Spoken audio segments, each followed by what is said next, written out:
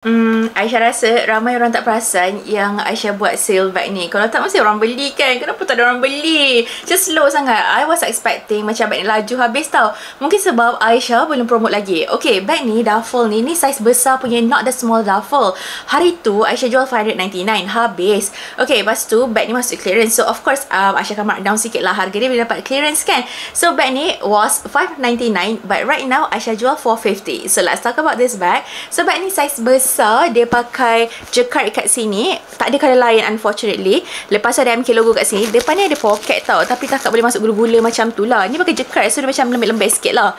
Base ni pakai leather, belah belakang dia macam bag yang macam lepak-lepak, cantik, elegan, macam tu tau. Tapi dia macam tak adalah keras, sebab sometimes orang suka pergi event dia pakai bag keras kan. Ini macam lepak-lepak punya kind of vibe lah.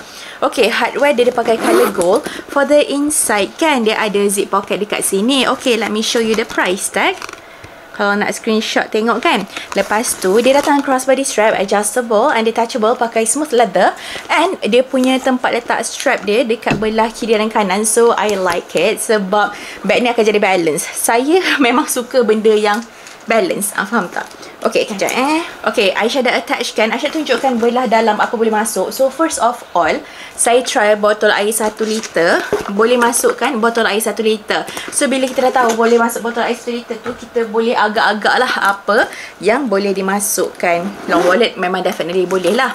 Okay, strap ni boleh diturunkan macam ni.